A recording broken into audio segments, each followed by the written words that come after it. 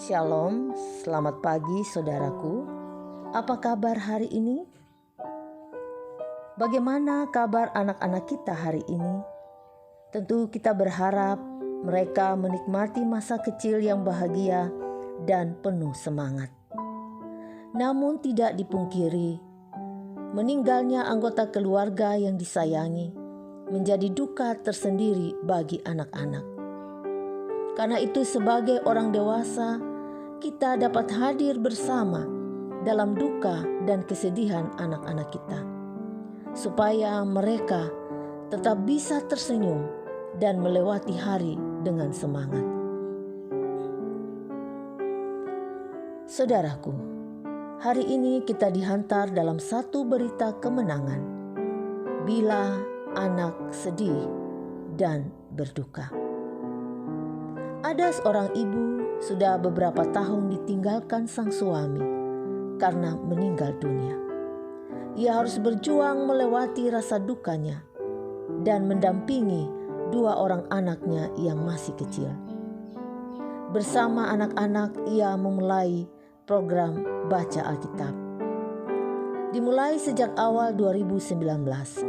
Saat itu tiap pagi Ari, anak bungsunya, selalu sendirian di rumah karena sekolahnya mulai jam 10 pagi.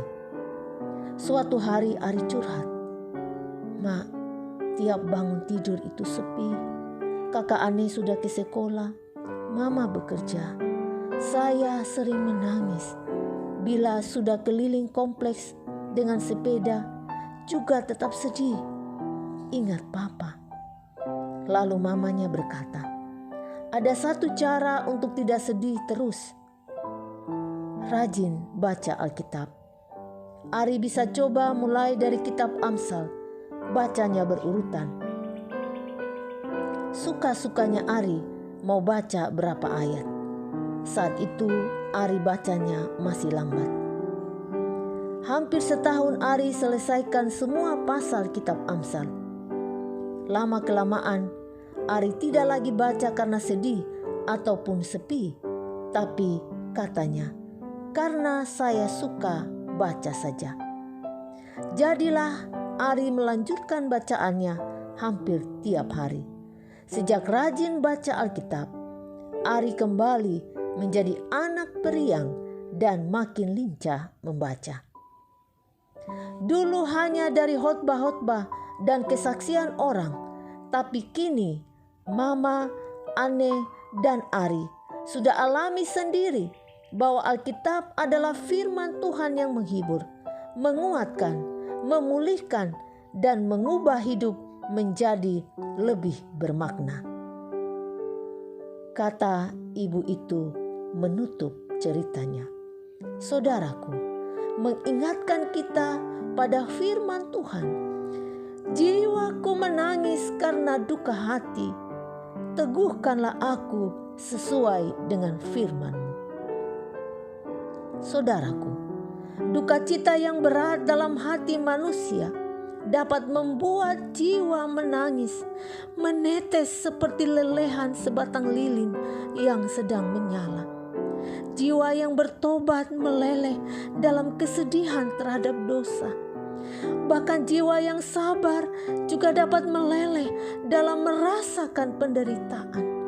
Dan sangat baik untuk menumpahkan permohonan ini di hadapan Allah, termasuk anak-anak kita. Dan hanya Tuhan dan firman-Nya yang memberi kesanggupan kepada kita dan anak-anak kita.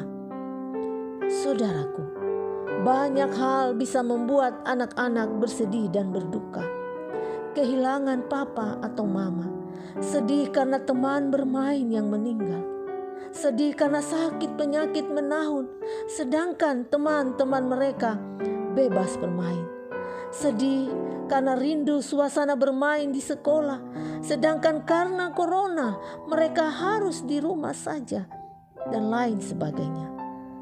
Bila kesedihan dan duka mereka tidak didampingi, berdampak pada kesehatan mental dan menurunnya imun tubuh di saat kita harus bersama melawan COVID-19.